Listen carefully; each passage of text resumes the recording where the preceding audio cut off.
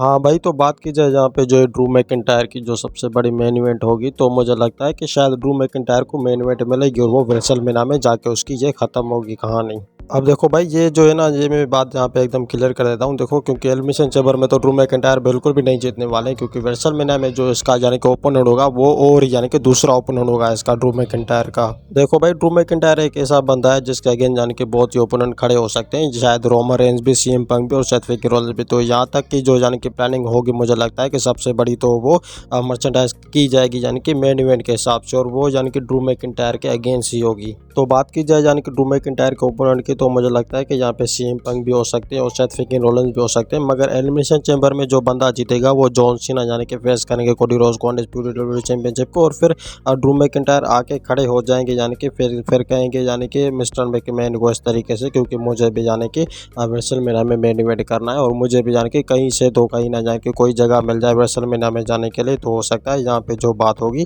वो बढ़ सकती है रेसलमेनिया के लिए। जो ड्रू मैकिंटायर का ओपोनेंट होगा वो सीएम पंक हो सकता है। और क्या भाई, यानी कि ड्रू मैकिंटायर जो है रेसलमेनिया 41 में मेन इवेंट करेंगे, या फिर मुझे तो भाई ऐसा लगता है कि यानी कि मेन इवेंट तो दूर की बात है, मगर शायद इसको जो है ड्रू मैकिंटायर को ओपोनेंट ही मिल जाए तो वही एकदम से काफ़ी होगा रेसलमेनिया के लिए। अब प्लानिंग जो होगी ना वो बहुत ही यानी कि आगे जाने वाली है। जो ड्रू मैकिंटायर का मैचिंग वाला कार्ड यानी कि रेसलमेनिया का वो तय करने वाला है, यानी कि मिस्टर मैकमैन तय करेगा कि इस बंदे का ओपोनेंट कौन सा होना चाहिए, यानी कि इसके करियर जैसा, इसके यानी कि मुकाबले जैसा। और भाई यानी कि मुझे लगता है कि WWE से भी अच्छा काम कर रही है, तो मुझे लगता है AEW यानी कि सबसे आगे बढ़ चुकी है, क्योंकि मेन हीलिंग कैरेक्टर जो है यानी कि AEW में जॉन मॉक्सली है, और वो कोप यानी कि एज जो कि यानी कि WWE पहले मर्चेंडाइज के लिए इवेंट करते थे और आज जो है उसी टाइम के लिए यानी कि AEW में काम करते हैं। और अगर भाई देखा जाए, मुझे लगता है कि AEW आज के टाइम में जो है बहुत ही अच्छा काम कर रही है, शायद WWE हिसाब के। और मुझे लगता है कि शायद यानी कि 2-3 साल में तो एकदम से यानी कि बैकअप प्लान बना लेगी AEW इसके नाम से, और फिर यानी कि मर्चेंडाइज जो विनिंग होगी ना, तो मुझे लगता है कि सबसे बड़ी चैंपियनशिप की